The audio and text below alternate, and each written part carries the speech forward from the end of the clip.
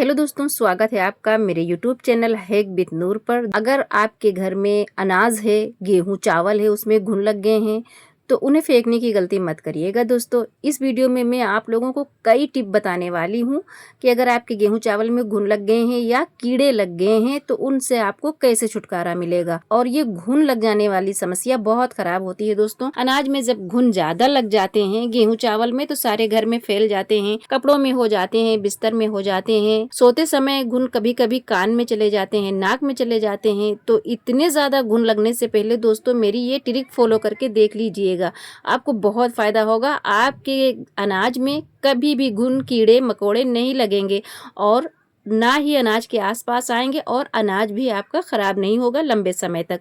तो इस वीडियो में मैंने कई टिप आप लोगों के साथ शेयर की हैं, कोई भी टिप आप फॉलो कीजिएगा, सारी टिप एक से बढ़ के एक हैं। तो यहाँ पर मैंने लिया है ये कपूर की टिक्कियां हैं। अगर आपके पास भीमसेनी कपूर मिल जाता है तब बहुत बढ़िया, आप भीमसेनी कपूर ले लीजिएगा। अब इन टिक्कियों को आपको करना क्या है दोस्तों, इन टिक्कियों को आपको एक कोई सूती मलमल का कपड़ा ले लीजिए, छोटे छोटे टुकड़े आपको ले लेने हैं। एक ही वीडियो में 6 से 7 टिप आपको दे रही हूँ और सारी टिपें एक से बढ़ के एक हैं। दोस्तों, कितने भी कीड़े या घुन लग गए हों, आप इस तरीके से अपने अनाज को सुरक्षित रख सकते हो। लगभग 8 से 10 साल तक आप स्टोर कर सकते हो और जितना ज्यादा आपके पास अनाज है उस हिसाब से आप ज्यादा पोटलियां बना लीजिएगा। तो ये देखिए, एक गोली आपने इसमें डाल के छोटी छोटी पोटली बना लीजिए। अगर आप प्लास्टिक की बोरी में अनाज रखते हो या तो आप जूट के बोरे में अनाज रखते हो या बड़े बड़े जो ड्रम आते हैं, बड़ी टंकियां आती हैं, उसमें अनाज रखते हो, तो इन पोटलियों को आपने उसी के अंदर डाल देना है। डालना कैसे अभी आपको बताते हैं। अगर आपके पास कपूर नहीं है तो आप अपने किचन से ये वाली चीज ले लीजिए, ये भी बहुत कारगर है। तो आपने लौंग लेना है और कैसे क्या करना है अभी हम आपको बताते हैं। और अगर आप लौंग न लेना चाहो तो इस तरीके से आपके पास माचिस की तीलियां जो हैं, साबुत तीलियां आपको लेना है। तो देखिए इनको करना क्या है। मान लीजिए ये आपने गेहूं बड़े से ड्रम में या बड़े कंटेनर में रखा है, तो आपने इन पोटलियों को गेहूं के अंदर छुपा देना है और ऊपर से गेहूं पूरा फुल भर देना है और आपने इस तरीके से ढक्कन लगाकर ढक कर रखना है। और अगर घुन ज्यादा है तो ढक्कन को टाइट मत कीजिएगा, थोड़ा ढीला छोड़ दीजिएगा, या बोरी है तो बोरी को भी आप थोड़ा ढीला छोड़ दीजिएगा ताकि सारे घुन कीड़े निकल जाएं। उसके बाद आप इसमें ढक्कन टाइट कीजिए या बोरी का मुंह बंधन से बांधिए। देखिए, अगर आप पोटली न डालना चाहो कपूर की तो इस तरीके से आप माचिस की तीलियां डालकर भी इससे आप ढक्कन से कवर कर सकते हो। और अगर चाहो तो इसमें आप लौंग भी डाल सकते हो। माचिस की तीली ना डालो तो लौंग डाल दीजिएगा। इन सब तरीकों को फॉलो करके इससे आपको बहुत फायदा मिलेगा। अगर कीड़े या घुन लग गए हैं तो एक ही रात में सारे निकल जाएंगे। जैसे मैं बताती हूँ इसी तरीके से आप फॉलो कीजिएगा। तो देखिए, मैं अभी आपको एक दूसरा आइडिया देती हूँ। ये मेरे पास एकदम प्योर हल्दी है। दोस्तों, आपके पास इस तरीके की प्योर हल्दी है तो ले लीजिए, वरना सूखा जो टुकड़ा आता है आप वो भी ले सकते हो। तो आपने इसे चाकू से छोटे छोटे टुकड़ों में काट लेना है। और अगर इस तरीके की प्योर हल्दी नहीं है तो किचन में जो हल्दी है आपके पास वही हल्दी आप ले लीजिए। तो देखिए, जो किचन में आपके पास हल्दी है ना, तो इसको आपने एक सूती मलमल के कपड़े में पोटली बांध लेना है।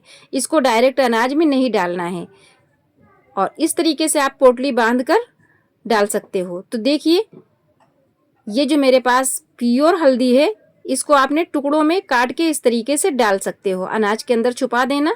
और अगर आपके पास टुकड़े वाली हल्दी नहीं है तो ये आप हल्दी का पाउडर भी पोटली बनाकर अनाज के अंदर डाल दीजिएगा और छुपा दीजिएगा, ढक्कन से कवर कर दीजिएगा, तो सारे घुन कीड़े निकल जाएंगे। और अगर स्टोर करना चाहते हो तो शुरू में ही आपने इसे स्टोर करना है दोस्तों।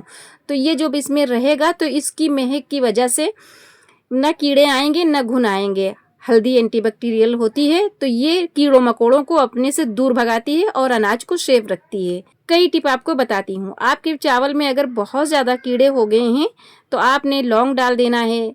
ये मिर्ची बहुत तीखी होती है तो आपने मिर्ची डाल देना है। इन सब तरीके को फॉलो करोगे तो सारे कीड़े भाग जाएंगे।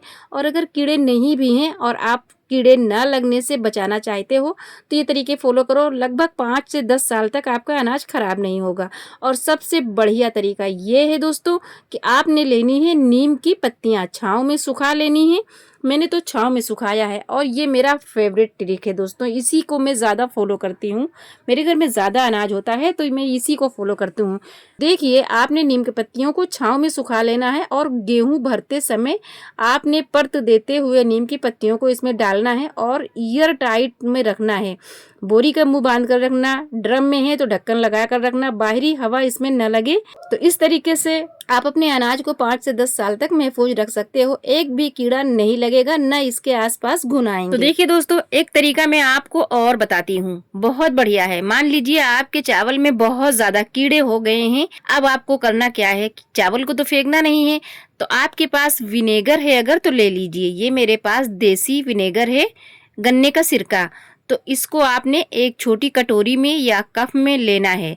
चावल अगर बोरी में है या कट्टे में है या ड्रम में है या कंटेनर में है, तो आपने उसके अंदर कटोरी या कप को विनेगर वाले बर्तन को डाल देना है और ढक देना है। थोड़ा खुला रखना है। ढक्कन थोड़ा खुला रखोगे या बोरी का मुंह थोड़ा ढीला रखोगे तो जितने कीड़े घुन होंगे एक रात में सब निकल जाएंगे। और ये काम आपको रात में ही करना है, तो आपका अनाज एकदम साफ हो जाएगा सुबह में देखोगे तो। दोस्तों, बहुत कम समय में बहुत ज्यादा टिपें आपको मैंने दी है और समझाने की कोशिश भी की है। मुझे उम्मीद है कि आपको अच्छे से समझ में भी आ गया होगा। दोस्तों, वीडियो को अपने फ्रेंड फैमिली में शेयर भी कर दीजिए कि बारिश के समय में अनाज ज्यादा खराब होता है तो वो भी अपने अनाज को सेफ रख सके। तो दोस्तों, इनमें से आपको कौन सी टिप ज्यादा पसंद आई है कमेंट करके जरूर बताइएगा। और आप मेरी वीडियो कहाँ से देख रहे हो प्लीज कमेंट में ये भी बताइएगा। और वीडियो को आप छोटा सा लाइक करके प्लीज चैनल भी सब्सक्राइब कर लीजिएगा। वीडियो को शेयर कीजिए। Thank you for watching.